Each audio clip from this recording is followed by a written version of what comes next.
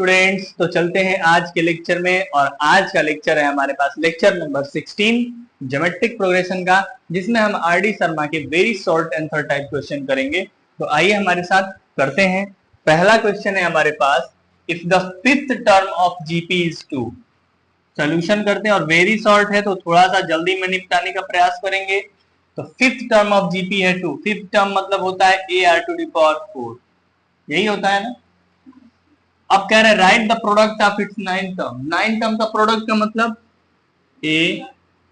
A R square, A r cube, a r to the power 4, a r to the power 5, a r to the power 6, a r to the power 7 और a r to the power 8। 1 2 3 4 5 6 7 8 9, यही nine term हुआ। Nine term का product हुआ। इसका product क्या होगा हमसे पूछ रहा है। ए कितने बार, 1 2 3 4 5 6 7 8 9, तो ए टू द पावर 9। और आर टू द पावर में आइए तो यहाँ है 1, सेम बेस है तो पावर ऐड हो जाएगा। तो पावर हो जाएगा 1 + 2 + 3 + 4 + 5 + 6 + 7 + 8। 1 + 2 + 3 + 4 8 तक। आपको पता है इसके सम का फॉर्मूला क्या होता है, ए टू द पावर 9 और r to the power n × n + 1। अगर 1 2 3 4 नेचुरल नंबर को n तक जोड़ते हैं तो क्या आता है, n × n + 1/2। तो ये आएगा 8 × 8 + 1 9/2। 2 4 जा 8, मतलब हमारे पास आया a टू द पावर 9 और r टू द पावर 36। और हम इसको ये भी तो लिख सकते हैं a r to the power 4 to the power 9। बोलिए बोलिए। अब इसकी जगह हमको क्या दिया है, तो 2 टू द पावर 9 हमारा राइट आंसर होगा। अगर 2 टू द पावर नहीं दिया है तो आप इसको सॉल्व करके दिया होगा, तो कितना होता है 512 इज योर राइट आंसर। चलते हैं सेकंड नंबर क्वेश्चन में। ये समझ में आया, इजी था। ये देखिए, p + q term and p - q term of GP is m and n। तो p + q टर्म मतलब a p + q टर्म क्या हो जाएगा, a r to the power p + q - 1। और p - q टर्म क्या होगा, a p - q टर्म होगा a r to the power p - q - 1। n term होता है a r to the power n - 1। तो p + q पूछ रहा है तो p + q - 1 और p - q पूछ रहा है तो p - q - 1। अब आपको क्या करना है, तो आपको बताना है, क्या बताना है, ये क्या दिया है, क्योंकि ये दिया है p + q term and p - q term is m and n, तो इसकी वैल्यू दिया है m और इसकी वैल्यू दिया है n। ये मान लीजिए इक्वेशन 1 और ये मान लीजिए इक्वेशन 2। अगर मैं दोनों इक्वेशन को मल्टीप्लाई करता हूं तो यहाँ क्या आएगा, LHS मल्टीप्लाई होगा तो a स्क्वायर और r टू द पावर ये इंटू ये, तो मल्टीप्लाई में बेस से में तो पावर ऐड हो जाएगा। पावर ऐड हो जाएगा तो हमारे पास आएगा p + q - 1 + p - q - 1। हमारे पास आएगा a square r to the power p और p 2p + q - q खत्म हो गया कहानी, और -1 - 2। इसका मतलब a स्क्वायर और r to the power 2 × p - 1। इसका मतलब a r to the power p - 1 का यहाँ पे हम स्क्वायर कर सकते हैं, कह सकते हैं। बोलिए बोलिए। अच्छा, इधर हम मल्टीप्लाई कर लिए थे LHS और LHS, तो RHS में भी m × n हो गया था ना, बोलो। अब हम इसको सॉल्व करके ये लाए और इसकी वैल्यू कितना दिया है, mn। तो a r to the power p - 1 square इधर जाएगा तो √ में mn, और यही तो पीच टर्म है। पीच टर्म क्या होगा, nth टर्म होता है a r to the power n - 1, तो पीच टर्म क्या होगा, a r to the power p - 1, जिसकी वैल्यू क्या आ रही है, √mn। Is it clear. तो आइए चलते हैं थर्ड क्वेश्चन में। जो छोटे छोटे सवाल हैं, ये सब आने वाले सवाल हैं, कहीं ना कहीं कंपटीशन में पूछे हुए सवाल हैं, तो ध्यान से समझ के करिएगा। हमारे पास दिया हुआ है कि इफ log बेस में x a to the power x/2 and log base में b x are in GP, ये जीपी में है तो वैल्यू ऑफ x क्या होगा। अगर ये जीपी में है तो आपको पता है कि a b c अगर जीपी में होता है तो b² = ac। तो यहाँ पे है a to the power x/2 इसका square equal to a × c। a मतलब है log बेस में x यहाँ है और यहाँ है log बेस में b यहाँ x। अब आपको क्या करना है कि अगर मैं इसका स्क्वायर करता हूँ तो a to the power x आएगा, और यहाँ पे आएगा लॉग, अगर ऊपर है तो लॉग ए अपन लॉग एक्स इसको लिख सकते हैं, और लॉग एक्स भी लिखा है तो इसको log x upon log B लिख सकते हैं। ये लॉग की प्रॉपर्टी होती है, लॉग एक्स से लॉग एक्स और लॉग ए और नीचे बी है तो फिर से वही प्रॉपर्टी लगा देंगे तो क्या आएगा, लॉग ये ऊपर वाला यहाँ हो जाएगा, बेस में बी हो जाएगा। जैसे हमने इसको खोल दिया था फिर इसको बंद कर दिया, ये प्रॉपर्टी है लॉगरिथम की, पढ़े है ना। अब अगर a to the power x equal to आ रहा है हमारे पास, a to the power x equal to log base में b यहाँ है तो x इक्वल टू क्या आएगा, ये a इधर जाएगा तो लॉग हो जाएगा लॉग a। हम अगर दोनों तरफ ऐसा समझो कि हम यहाँ दोनों तरफ क्या करते हैं, लॉग बेस में a ले लेते हैं, क्या करते हैं दोनों तरफ, ये a to the power x equal to आया है ना इतना, अगर मैं दोनों तरफ लॉग बेस में a ले लूं और यहाँ भी लॉग बेस में a ले लूं तो यहाँ पे हमारे पास क्या आएगा, लॉग बेस में और यहाँ ए तो x आ जाएगा इसकी वैल्यू, और यहाँ तो जो है वही आ जाएगा, तो लॉग ए लॉग बी ए, यही हमारे पास इसका आंसर हो जाएगा। समझ में आया। कभी भी कोई भी क्वांटिटी अगर ऐसे लिखा हुआ है a to the power x equal to 2 तो x इक्वल टू क्या होगा, लॉग बेस में a2, ये a इधर जाएगा तो लॉग बेस में a आ जाएगा, और लॉग बेस में a है इधर लॉग 2 लिखा होता है, ये a के ऊपर x आ जाता है। समझ में आया, एक दूसरे का उल्टा होता है, तो समझिएगा। चलते हैं नेक्स्ट क्वेश्चन में, और नेक्स्ट क्वेश्चन है हमारे पास, if the sum of infinite decreasing term GP is 3, तो इनफाइनाइट टर्म का सम क्या होता है, a upon 1 minus r equal to क्या दिया हुआ है, 3 दिया हुआ है, and sum of square of its term. अच्छा पहले टर्म लिख लें, दिखा दे अच्छे से। चलिए मान लीजिए इसका सोल्यूशन करने चलते हैं। टर्म्स लिखा हुआ है a are square A r cube dot dot, यही लिखा हुआ है। तो इसके इनफाइनाइट टर्म का सम क्या होगा, ए अपन 1 माइनस आर, ये कितना दिया हुआ है 3। अब कह रहा है इसके स्क्वायर का सम, इसके स्क्वायर का सम मतलब ए का square A square, A R का square A square R square, A R square का स्क्वायर ए स्क्वायर आर के पावर 4 डॉट डॉट। ठीक है, अब इसका सम करते हैं, इस सारे टर्म का स्क्वायर कर दिए ना, इसका सम 9/2 दिया है तो इसका सम करोगे तो क्या आएगा, a अपन 1 माइनस आर, यहाँ पे a की जगह a स्क्वायर है और r की जगह r स्क्वायर है, इक्वल टू 9/2 दिया है। ये हमारे पास इक्वेशन नंबर 1 और ये हमारे पास इक्वेशन नंबर 2। समझिएगा इस टाइप, ये जो चारों सवाल लिए हैं हमने, ये चारों सवाल कई बार के पूछे हुए सवाल है और इंपॉर्टेंट क्वेश्चन है, वेरी शॉर्ट के छोटे छोटे क्वेश्चन पूछता है ऐसे कॉम्पिटिटिव एग्जाम में। ठीक है, तो देखो यहाँ a है, यहाँ a स्क्वायर है, क्यों ना हम 1 वाले को स्क्वायर कर दें, 1 का स्क्वायर कर दो और अपान में 2 कर दो, इक्वेशन 2 अपान में कर दो। ठीक है, तो 1 का स्क्वायर करेंगे तो क्या आएगा, a square upon 1 minus r का भी स्क्वायर और 3 का स्क्वायर 9। चलो अपान में इधर वाला क्या आएगा, a square upon 1 minus r square, और इधर अपन में क्या आएगा 9 अपन 2, 9 से 9 गया 2 ऊपर जाएगा और a स्क्वायर से a स्क्वायर गया, ये सबसे ऊपर जाएगा। तो एक बात बताइए हमको, यहाँ पे क्या आ जाएगा इसको सॉल्व करने के बाद, 1 माइनस आर स्क्वायर ऊपर 1 माइनस आर का होल स्क्वायर नीचे, और ये 2 यहाँ आ जाएगा क्योंकि 9 से 9 कैंसिल। 1 माइनस आर स्क्वायर को लिख सकते हैं 1 plus r into 1 minus r, और नीचे है 1 माइनस आर का होल स्क्वायर, एक बार से कट जाएगा बराबर 2 है, मतलब एक बार कट जाएगा तो यहाँ पे क्या आएगा 1 plus r upon 1 minus r equal to 2, बोलो यही आएगा ना। इसको सॉल्व करेंगे तो इधर cross multiplication 1 plus r equal to 1 minus 2 r, बोलिए 2 आर इधर आएगा तो क्या हो जाएगा 2, यहाँ 2 है तो ये 2 आर इधर आएगा तो 3 आर, और 2 में से 1 गया 1, मतलब आर इक्वल टू क्या आया, यहाँ से आर इक्वल टू आया 1/3, बोलो आर इक्वल टू 1/3 आया।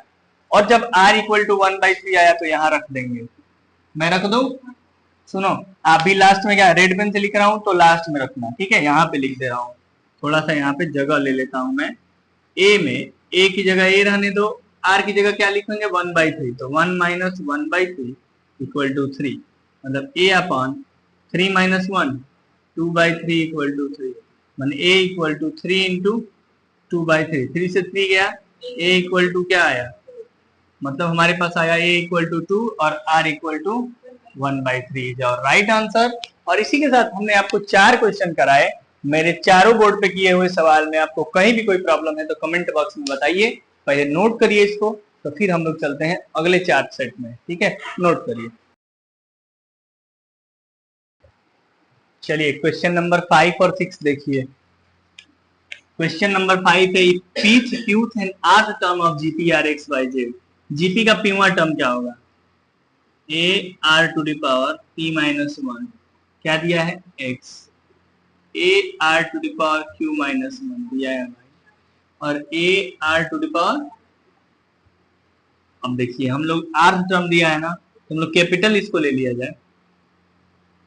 ए r to the power P minus 1 x दिया है, a r to the power Q minus 1, और a r to the power small r दिया था इसीलिए कैपिटल ले लिया। क्या दिया है?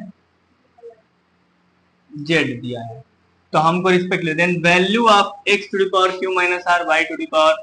तो ये बताइए कि x to the power Q minus r, y to the power r minus p, z to the power P minus q. X की जगह a r to the power P minus 1, a r to the power P minus 1 का whole power क्या है? Q minus r. Y की जगह a r to the power Q minus 1 का whole power क्या है? R minus q. और z की जगह क्या है? A r to the power r minus 1 का होल पावर क्यू माइनस। अब आप हमको बताइए, ये पूरे के पावर पी है तो ए के पावर में भी आएगा ना। तो एक बात बताओ, इसी स्टेप में समझ लो, अगर ए के पावर क्यू माइनस आर आएगा, यहाँ ए के पावर आर माइनस पी आएगा, यहाँ ए के पावर पी माइनस क्यू आएगा, बेस से मैं तो पावर ऐड कर देंगे। तो चलो A to the power Q minus are plus R minus P और प्लस, अब आर टू द पावर में आइए, R to the power P minus 1 into Q minus R, direct लिखूं मल्टीप्लाई करके? मल्टीप्लाई होगा तो क्या होगा? P Q minus P minus Q plus R. सही है। अब बेस से में तो ये भी पावर में ऐड होगा, तो ऐड कर लेते हैं, यहां भी जो भी पावर आएगा इसके साथ ऐड हो जाएगा। तो plus q r minus p Q minus are plus p, और यहाँ क्या है? यहाँ भी तो ऐड होगा, ये भी तो सेम बेस है, क्योंकि पहले मल्टीप्लाई हो रहा है लेकिन बेस सेम है तो पावर ऐड हो जाएगा। तो इसके पावर में जो है उसको भी ऐड करिए। तो ऐड करेंगे तो यहाँ नीचे ऐड करते हैं थोड़ा सा, यहाँ जगह उधर चला जाएगा उस क्वेश्चन के लिए। क्या हो जाएगा कि r p minus r q minus p plus q. अब देखो कि कैंसिल कौन कौन सा होता है, क्या होता है?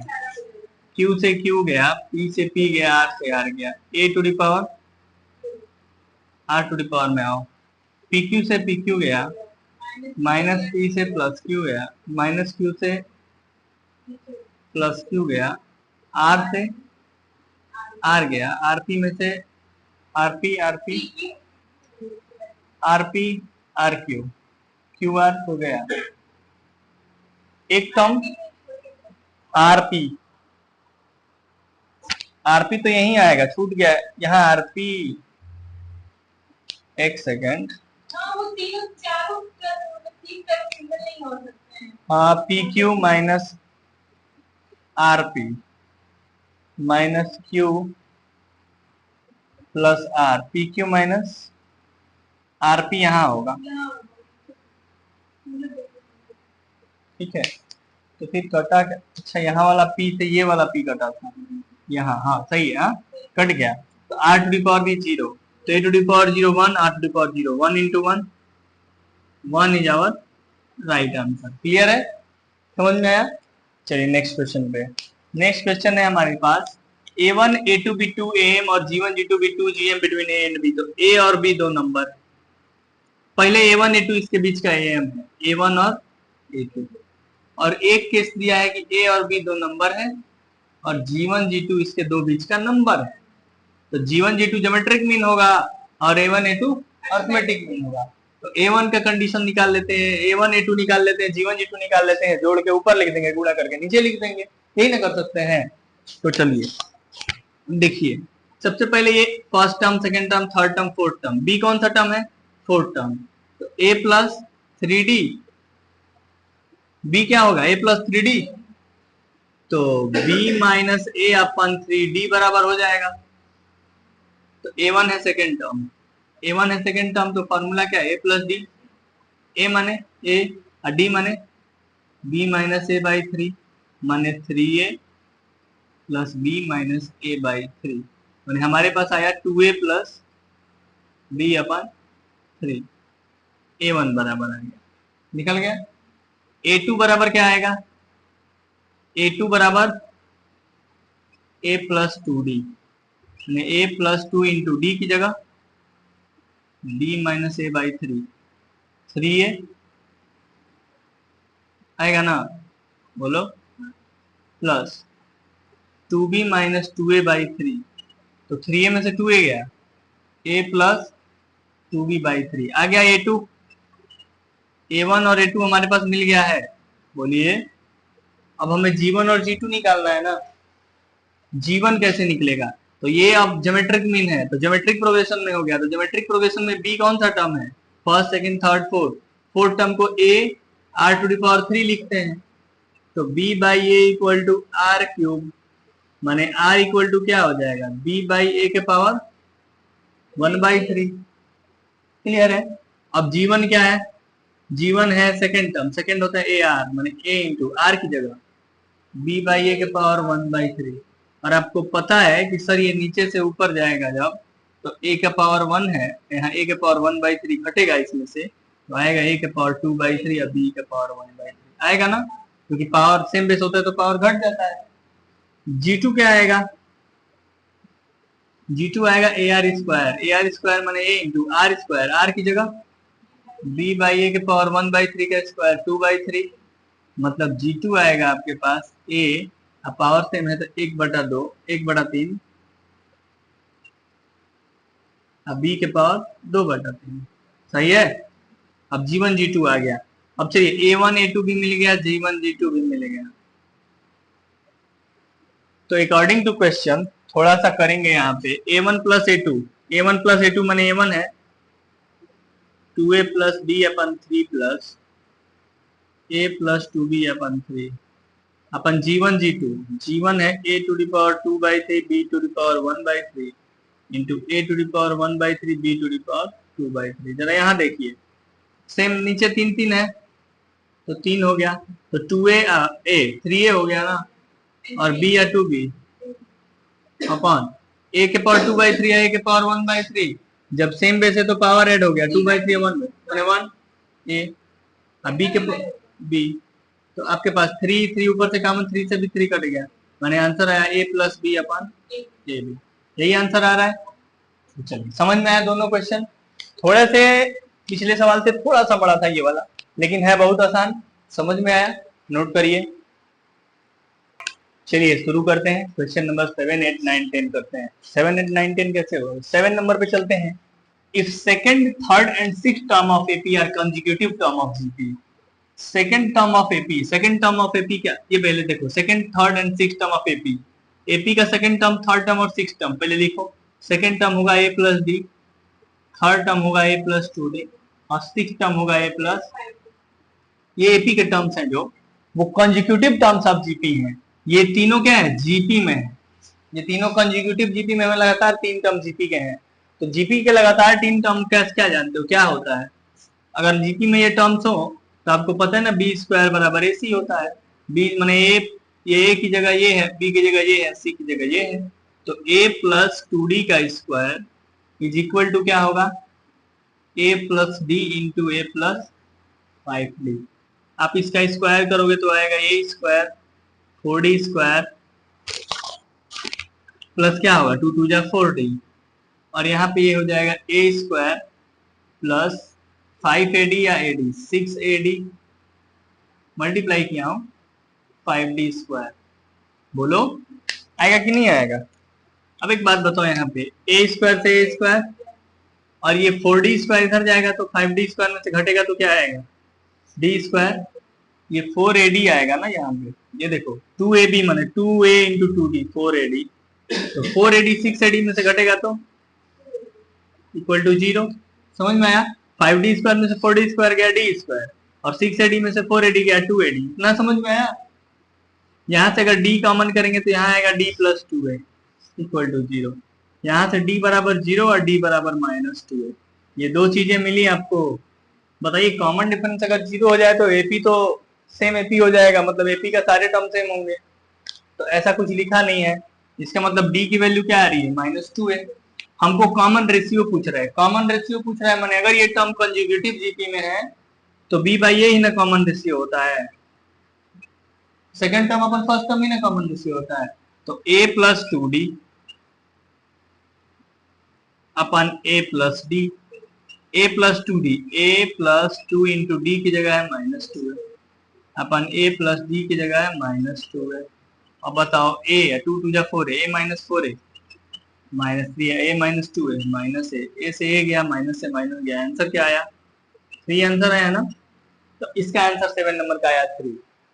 इन सब में आपको कुछ करना ही नहीं है, मैंने आपको लिखवाया था कि वो क्वाड्रेटिक इक्वेशन जिसका a में और GMG हो क्या होगा? x² - 2x प्लस, बोलो ये याद होना चाहिए ना, बिल्कुल ये क्लियर है। यहाँ पे right the product of NGM, आपको बताया था NGM का प्रोडक्ट क्या होता है? एक GM होता है, A और B का एक GM होता है √AB। NGM का प्रोडक्ट क्या होता है? AB का पावर n। क्लियर है? यहाँ पे आते हैं थर्ड 10 नंबर पे, A इक्वल टू दिया है, A equal to 1 + b + b² b³ ऐसा दिया है, इन्फानाइट तक दिया है। A इक्वल टू, ये जीपी में है तो जीपी के इन्फानाइट टर्म का सम क्या होता है? A/r, A की जगह 1/r, r की जगह b, तो 1/1 - b, सही है।